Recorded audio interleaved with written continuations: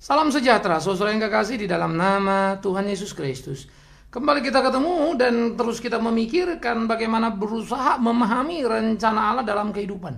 Sehingga kita tidak mudah untuk terjebak pada berbagai spekulasi-spekulasi. Tetapi memahami rencana Allah tidak dalam konteks kita tahu semuanya. Tetapi bagaimana kita menjelajah untuk memahami apa yang sesungguhnya menjadi kehendak Tuhan dalam kehidupan ini. Yesaya 55 ayat 8 sampai 11. Yesaya 55 ayat 8 sampai 11. Demikian firman Tuhan. Sebab rancanganku bukanlah rancanganmu dan jalanmu bukanlah jalanku. Demikianlah firman Tuhan. Seperti tingginya langit dari bumi, demikianlah tingginya jalanku dari jalanmu dan rancanganku dari rancanganmu. Sebab seperti hujan dan salju turun dari langit dan tidak kembali ke situ, melainkan mengairi bumi, membuatnya subur dan menumbuhkan tumbuh-tumbuhan, memberikan benih kepada penabur dan roti kepada orang yang mau makan.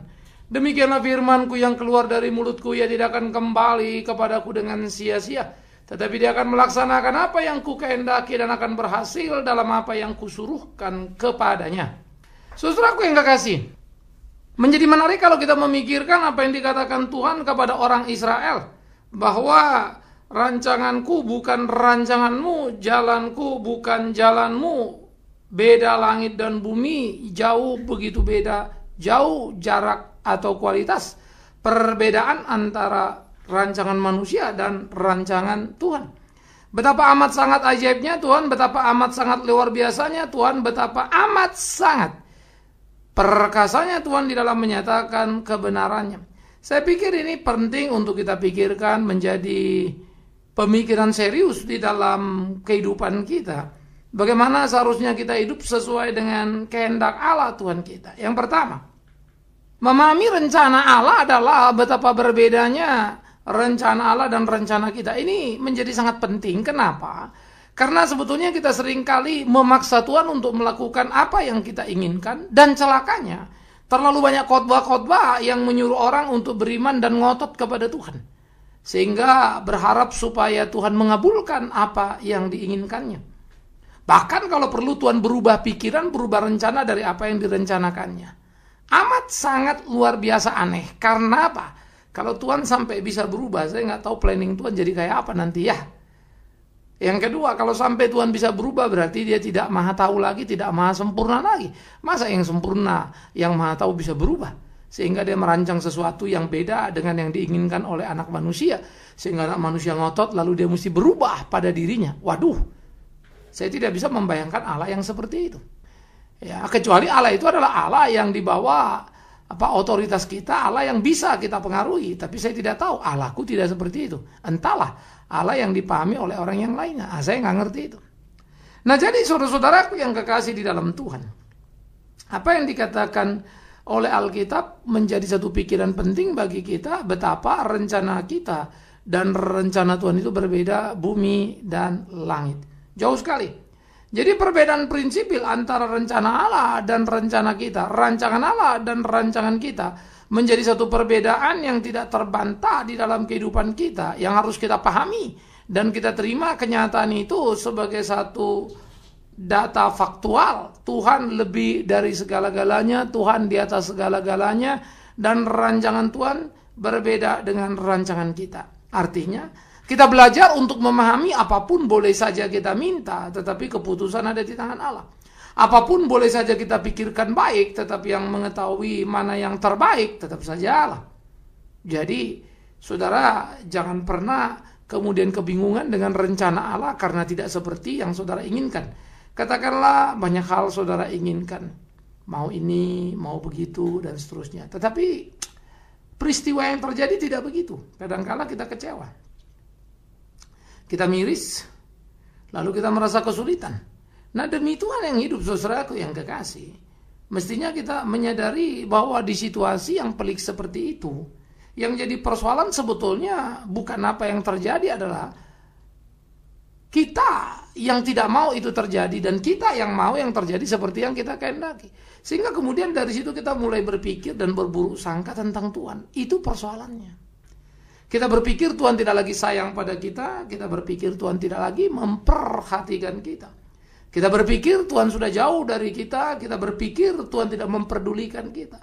Nah, ini menjadi bagian yang sangat merepotkan di dalam kita memahami rencana Allah. Sehingga kita berburuk sangka kepada Allah, bercuriga-ria kepada Allah, menuduh Allah. Di dalam perjalanan hidup kita bahwa Allah tidak seperti yang kita mau. Ini kan jadi bahaya, saudara. Oleh karena itu, penting untuk kita berhati-hati di dalam keseharian kehidupan kita sebagai orang percaya, supaya kita bisa menjalani hari-hari kita sesuai dengan kehendak Allah, dan kita boleh berjalan pada jalan yang Tuhan kehendaki. Jadi hidup kita itu menjadi hidup yang memuliakan Tuhan. Nah, oleh karena itulah jadi penting untuk kita berpikir betapa sesungguhnya hidup kita jauh dari apa yang Tuhan mau, pikiran kita jauh dari apa yang Tuhan kehendaki. Jadi kita mesti belajar bagaimana hidup menyenangkan hati Tuhan, dan kita mesti belajar bagaimana kita melakukan apa yang Tuhan kehendaki. Sehingga disitulah kita belajar untuk mengerti pertama betapa berbedanya antara pikiran atau rancangan kita dengan Tuhan. Persoalan kedua yang menjadi penting adalah saudara-saudara, sesudah saudara tahu betapa bedanya rancangan kita dan rancangan Tuhan, maka yang kedua, perlu kita berani untuk memasrahkan diri kita pada ketetapan Tuhan. Nah, ini juga penting. Memasrahkan diri pada ketetapan Tuhan menjadi gugatan yang serius buat kita semua. Memasrahkan diri kepada gugatan Tuhan artinya kita tidak lagi memaksakan apa yang menjadi keinginan kita, tetapi bagaimana kita belajar melakukan apa yang menjadi kehendak Tuhan kita. Coba kita memikirkan itu dengan sungguh-sungguh, sehingga hidup kita itu menjadi hidup yang berdaya guna, menjadi hidup yang bernilai tinggi. Di dalamnya sungguh Tuhan dipermuliakan, dan hidup kita menjadi hidup yang menyenangkan hati Tuhan. Nah, saya pikir ini menjadi sesuatu yang perlu dalam keseharian hidup kita, saudaraku, sehingga memasrahkan diri kepada kehendak Allah harus menjadi selera dan semangat yang menggebu-gebu dalam hidup kita. Lagi-lagi saya harus ingatkan betapa kacaunya kita ketika kita dipengaruhi oleh konsep yang berkata justru kita memaksakan kehendak kita pada Tuhan. Kita berdoa supaya Tuhan berubah, itu kan namanya memaksakan kehendak kita toh. Sehingga kita tidak diajar untuk pasrah dan berserah diri kepada kehendak Allah. Tapi kita diajar ngotot dan menggugat Allah supaya Allah berubah. Dengan dalih beriman. Beriman tidak itu. Justru kalau kita mau memaksakan kehendak kita, itu menunjukkan ketidakberimanan. Beriman adalah berani menyerahkan diri, berani memasrahkan diri, berserah diri kepada kehendak ilahi. Itu beriman. Nah, jadi saya pikir di dalam hal-hal sepertinya jangan dibolak-balik lah begitu ya. Sehingga muncullah kekacauan-kekacauan paham di dalam kehidupan kita sebagai orang percaya. Jadi kita selalu akhirnya tidak mampu berserah diri pada kehendak ilahi, tetapi justru bercuriga terus-menerus, lalu merasa Tuhan tidak perhatikan, Tuhan tidak pedulikan lagi.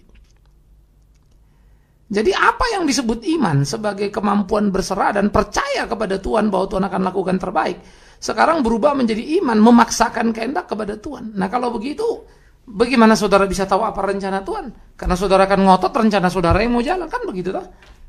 Nah, itu justru menunjukkan kebebalan dan keberhalaan kita itu.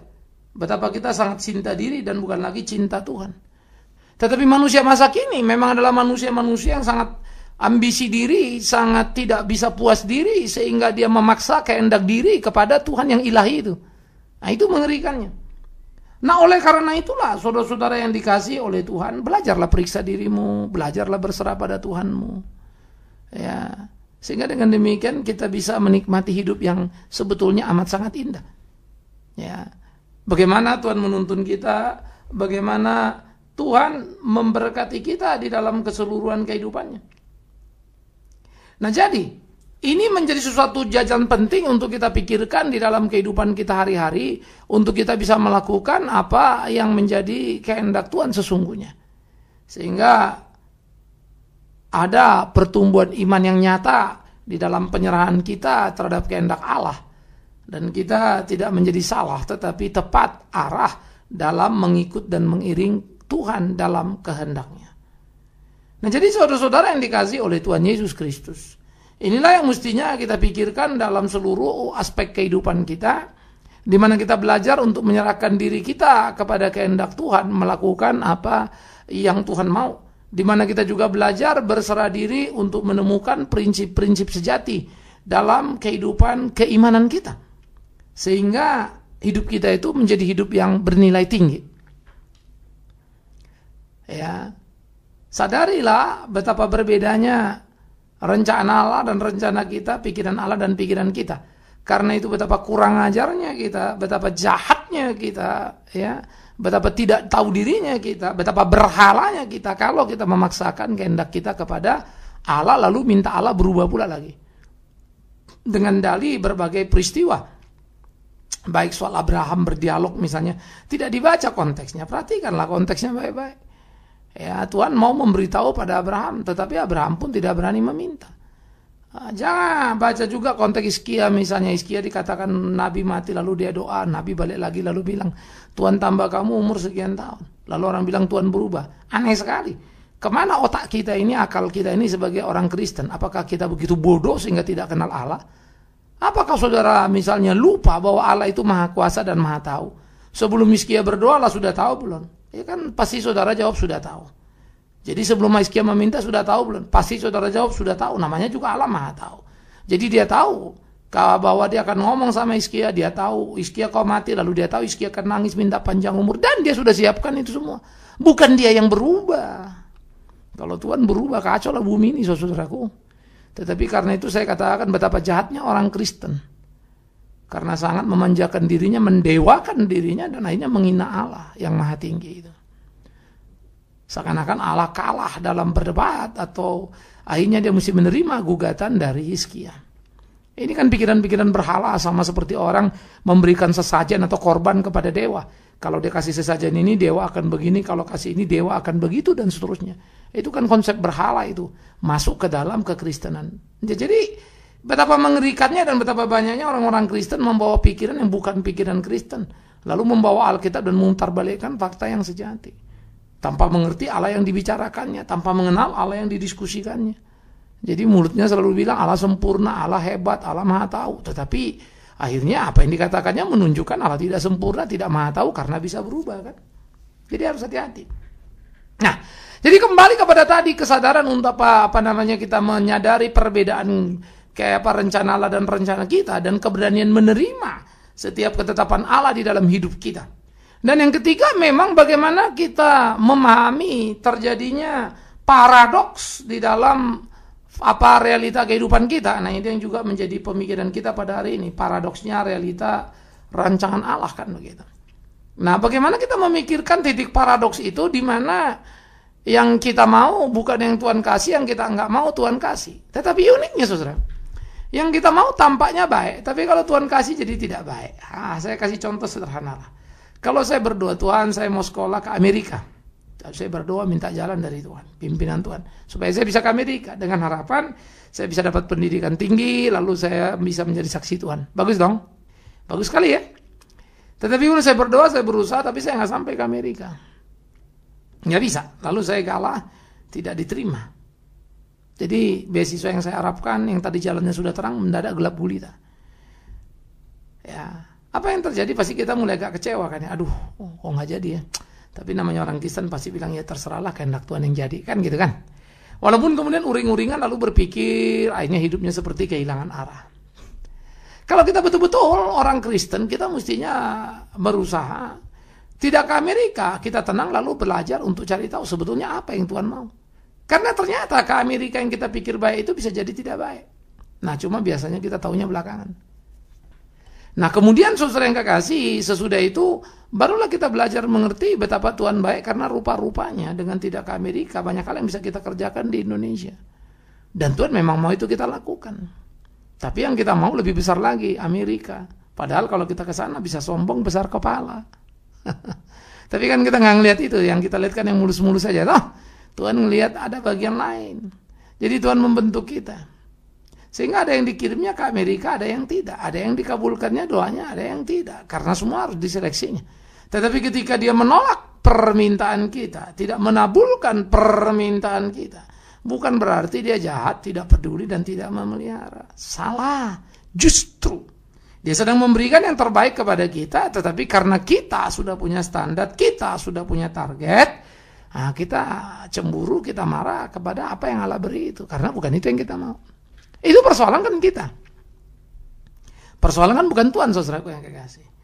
Oleh karena itulah saya pikir ini penting untuk dipikirkan oleh kita bersama-sama, supaya janganlah kita marah-marah kepada Tuhan dan menggugat Tuhan itu. Tapi bagaimanalah kita belajar untuk memahami ketetapan-ketetapan Tuhan di dalam kehidupan kita. Sehingga di dalam paradoks yang terjadi tadi, antara saya mau tetapi tidak terjadi, yang saya tidak mau tetapi terjadi, ternyata justru itu yang terbaik buat saya. Ya, kenapa? Karena memang kita tidak ngerti rencana Allah. Jadi yang kita anggap baik tadi, menurut kita baik. Tapi Tuhan bilang enggak. Kan Tuhan jauh lebih sempurna dari kita kan. Nah, kalau itu kan masuk akal. Tapi kalau sampai Tuhan berubah ngikutin maunya kita, gimana kekristenan kita ini? Kacau balau semuanya. Apa masuk akal kalau Tuhan itu tidak sempurna? Apa masuk akal kalau Tuhan itu bisa berubah? Apa masuk akal kalau Tuhan itu kemudian seperti kita, mau-mau kita? Saya tidak tahu lagi betapa jahatnya kita. Karena itu, marilah belajar menghargai kebenaran itu dengan utuh. Memahami kehendak Tuhan itu sepenuhnya dalam kehidupan kita, sehingga kita belajar untuk mengerti apa yang menjadi kehendaknya dan hidup kita menyenangkan hatinya. Saya pikir ini menjadi perlu sesuatu. Ya.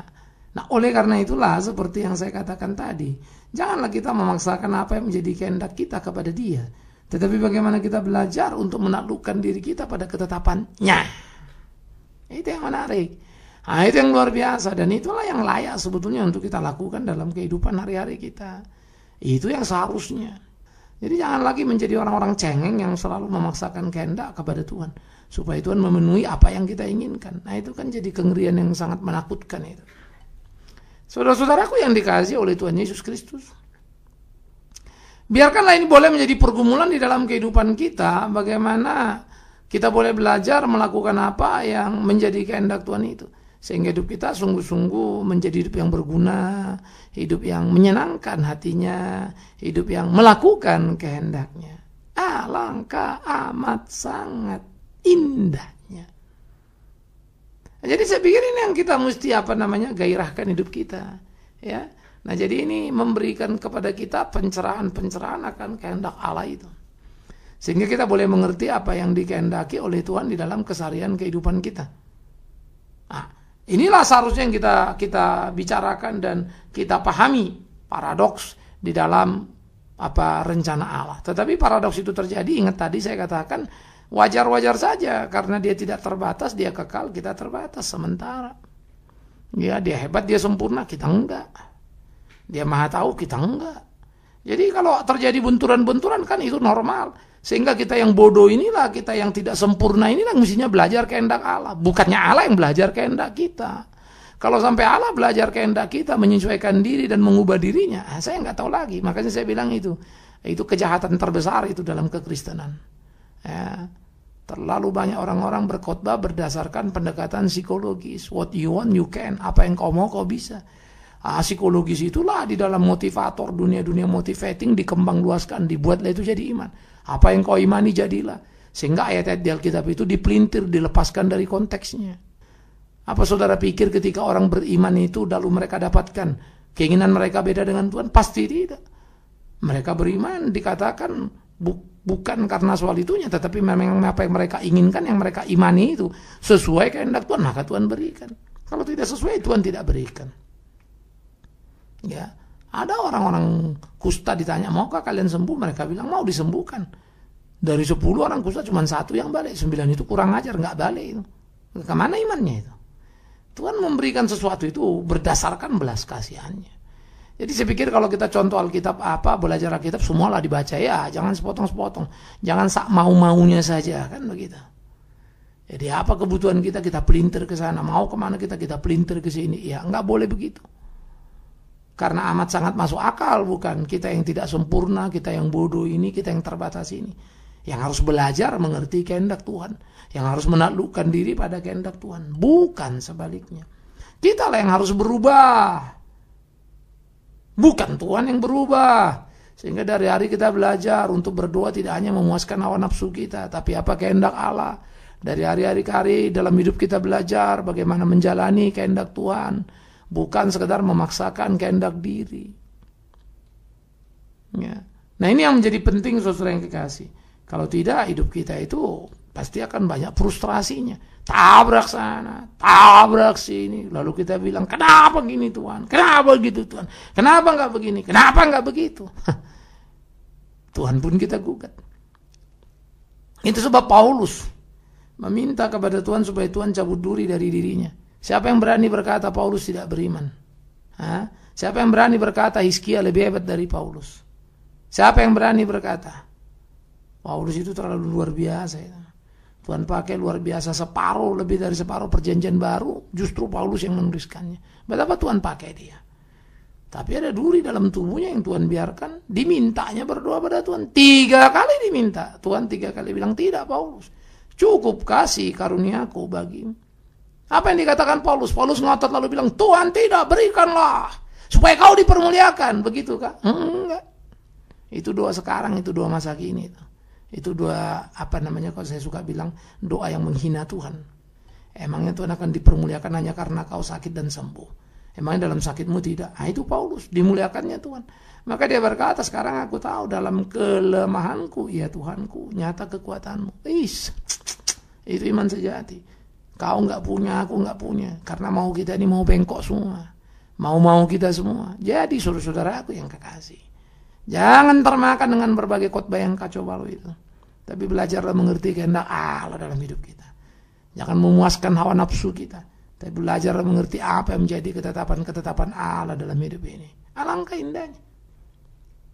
Ya. Sehingga itulah yang perlu kita pelajari. Apakah kurang beriman janda miskin itu memberikan persembahan? Hebat sekali imannya sampai Yesus saja memuji dia. Ya. Kenapa ya dia nggak minta kaya ya? Pasti dia bilang, dia salah karena dia tidak minta kaya. Bukan, dia tidak minta kaya karena tidak seperti kita yang tukang mau kaya itu. Kita lah yang kurang ajar, maunya kaya terus. Janda miskin itu tahu menempatkan diri karena dia tahu Tuhan pelihara dia.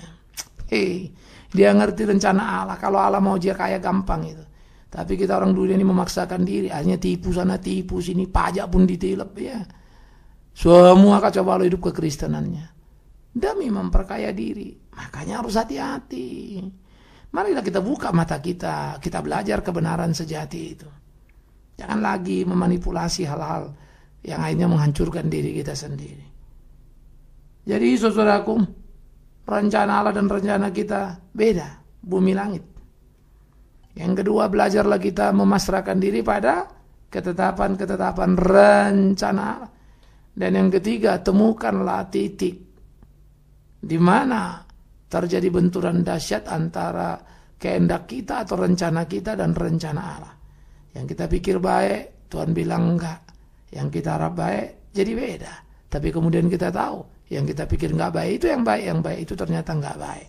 Nah, di situ kita belajar mengerti. Sampai akhirnya kemudian kita makin hari, makin berubah, makin beriman, makin menjadi seperti Allah yang kehendaki. Semangat dan selamat, bersemangat dan selamat memahami rencana Allah yang ajaib itu. Terus maju saudaraku, terus kita temukan kehendak sejati dan belajar menolak ya khotbah-khotbah atau hal-hal ajaran-ajaran yang tidak sejalan dengan apa yang Tuhan kehendaki. Tuhan menyertai kita semua. Amin. Mari kita berdoa. Kami bersyukur, kami berterima kasih untuk firman hidup. Kami bersyukur, berterima kasih untuk realita keberimanan kami yang terus harus belajar, diasah, ditumbuh kembangkan untuk mengerti kehendak Allah yang ajaib. Tuhan, ajar kami untuk tunduk pada kehendak-Mu dan tidak menggugat-Mu hanya karena kami tidak tahu. Sehingga kami menduga dan menuduh Allah seakan-akan tidak mau tahu apa yang kami lakukan dalam hidup kami. Tuhan, tolonglah kami supaya di tiap langkah-langkah yang kami jalani, hidup kami menyenangkan hati-Mu, memuliakan nama-Mu. Kami serahkan segenap perjalanan hidup ini dalam tangan Tuhan, supaya kami jadi laskar Tuhan yang sungguh. Di dalam nama Yesus Kristus, Tuhan yang sempurna itu, kami berdoa bersyukur. Mohon belas kasihan dan pengajaran Tuhan atas setiap doa-doa kami. Terpujilah Tuhan. Amin.